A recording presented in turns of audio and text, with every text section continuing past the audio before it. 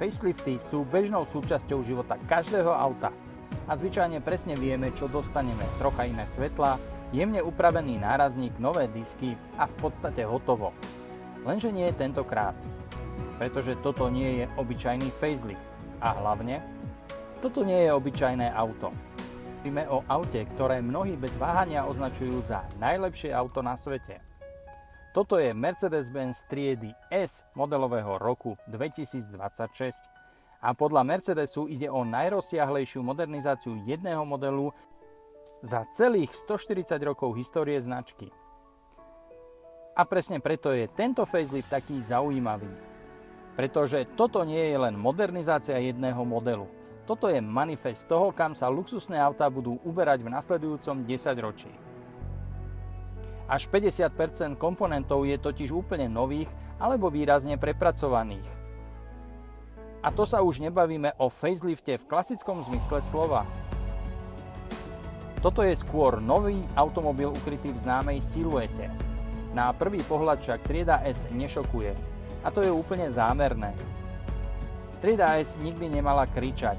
Jej sila vždy spočívala v sebaistote, ako aj v detailoch.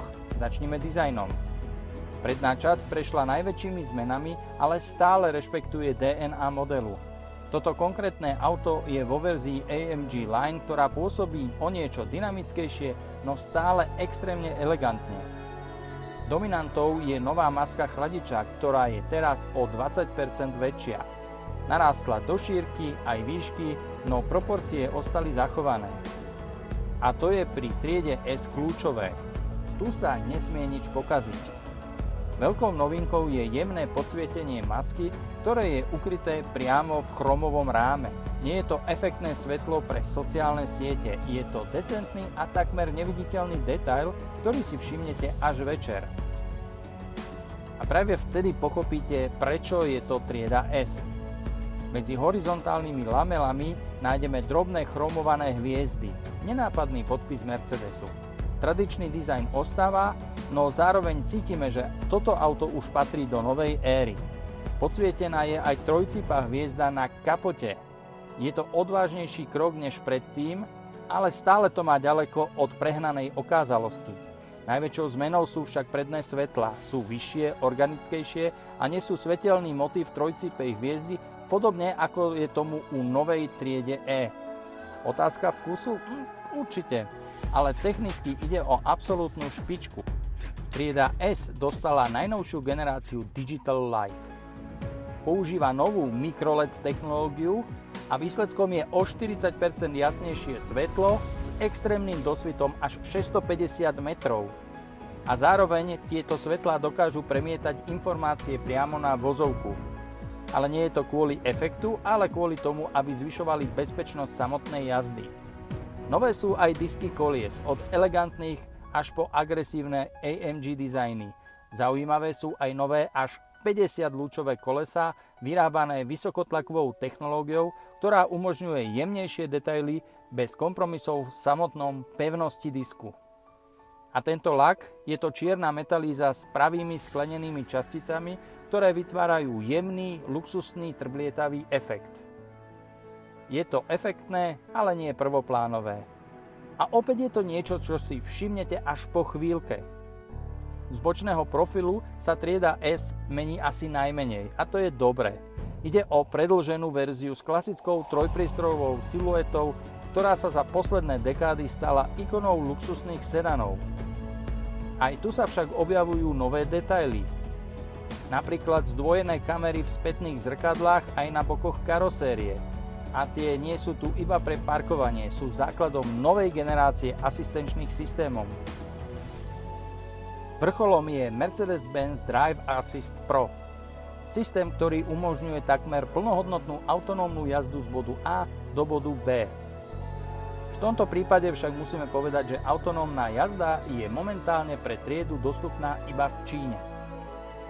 Celkovo má nový systém 10 externých kamier, 5 radarov a 12 ultrazvukových snímačov. Technológia je teda pripravená, otázkou ostáva európska legislatíva. Zadná časť pokračuje v rovnakom duchu, jemne, čisto, elegantne. chromový pás vzadu je tentoraz tenší a decentnejší. Hlavnou novinkou sú zadné LED svetlomety s 3 svietiacimi hviezdami v každom svetle. Týmto detailom sa trieda S odlišuje od triedy E, ktorá má v zadných svetlách podobný motív. A takto si svetelný podpis triedy S nebudete pliesť so žiadnym iným modelom. Pod kapotou takisto nenájdeme žiadnu revolúciu, ale za to poctivú evolúciu. Všetky motory, ktoré nájdete pod kapotou triedy S, už dnes spĺňajú emisnú normu Euro 7. Aj napriek tomu však 6-valec v modeli S500 má viac než 400 koní. Plug-in hybrid je silnejší než kedykoľvek predtým a poteším vás, nebude chýbať ani 8-valec. Tento nový motor nesie označenie M177 Evo a dostal novú plochú klukovú hriadeľ, podobne ako napríklad používa Ferrari vo svojich športových modeloch. Okrem toho je tu množstvo technických úprav a v najvýkonnejšej verzii bude 8-valcový motor ponúkať až 612 koní. A zvuk? Tak tu sa takisto môžete tešiť. Je presne taký, aký od S-klase očakávate. Ale to najdôležitejšie sa samozrejme odohráva v interiéri.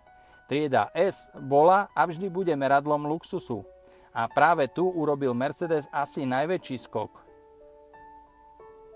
Systém MBUX je minulosť, takže privítajme spolu operačný systém MBOS. Je to úplne nový operačný systém Mercedesu, ktorý robí z triedy S softvérovo definované vozidlo. Auto, ktoré sa bude zlepšovať počas celej svojej životnosti vďaka aktualizáciám na diaľku. Táto generácia triedy S je v podstate už digitálne auto. Klasický snímač otlačkou prstov však nahradila kamera s rozpoznávaním tváre. Nachádza sa v strede palubnej dosky, pred vodičom a spolujazdcom sú dve 12,3 palcové obrazovky. V strede je obrovský 14,5 palcový displej. Grafika je jemná, rozlíšenie je extrémne vysoké a reakcie na dotyk okamžité. Ako sme už spomínali, v strede palubnej dosky nechýba ani kamera. Tá môže pokojne slúžiť aj na účely videokonferencie či kontroly vnútorného priestoru počas parkovania. Takisto však môže slúžiť ako selfie kamera, ak vás niečo také zaujíma. Celá elektronika ako aj infotainment bol kompletne prepracovaný a predstavitelia Mercedesu dokonca hovoria o superpočítači, a teda systém si dokáže nielenže stiahnuť všetky aktualizácie cez sieť, ale zároveň komunikuje s okolím a posiela informácie do siete. A takisto využíva umelú inteligenciu a kombinuje ChatGPT, Gemini a Bing. Navigácia je postavená na Google Maps. Celé auto reaguje nielen na dotyk, ale aj hlas a pohľad.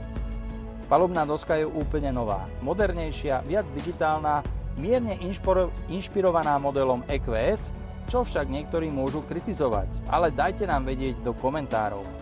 Napriek tomu si zachováva trieda S noblesu, ktorú od nej všetci očakávajú. Ale musíme povedať aj B. Mercedes spravil veľmi príjemný krok späť. Na volant sa vrátili fyzické ovládače. Nie všetko musí byť teda dotykové. A v tomto prípade to dáva zmysel. Novinkou sú vyhrievané bezpečnostné pásy pre vodiča ako aj spolujazdca, digitálne výduchy klimatizácie, rozpoznávanie tváre a lepšie umiestnené bezdrôtové nabíjanie telefónov. A ak sa pýtate, či aj zadné pásy sú vyhrievané, tak nie. Tie majú totiž vlastný airbag a ich vyhrievanie by predsa len prinieslo zvýšené riziko pre pasažierov. A potom je tu zadná časť interiéru, miesto, kde majitelia triedy S trávia väčšinu času. Tu sa nič nepokazilo, ale ako sa hovorí, ak to nie je pokazené, tak na tom nič neopravuj. A v duchu tejto filozofie sa všetko iba o kúsok zlepšilo.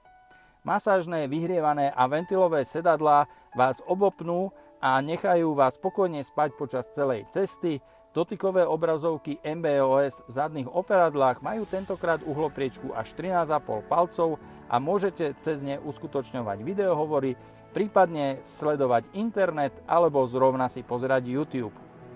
Nechýba ani extrémne dobrá audiosústava Burmester s efektnými reproduktormi v spätných zrkadlách. Nové sú aj malé ovládacie displeje namiesto starého tabletu. A ak by vám toto všetko nestačilo, Mercedes ponúka viac než 150 farieb exteriéru a 400 kombinácií interiéru. Takže ako zlepšíš auto, ktoré je považované za najlepšie na svete? Dizajnom to nebude, ani výkonom, ale technológiami, komfortom a tichou sebaistotou. Práve preto nová trieda S nie je revolúcia. Je to evolúcia, ale v tom najlepšom slova zmysle. A presne preto ostáva etalónom luxusu.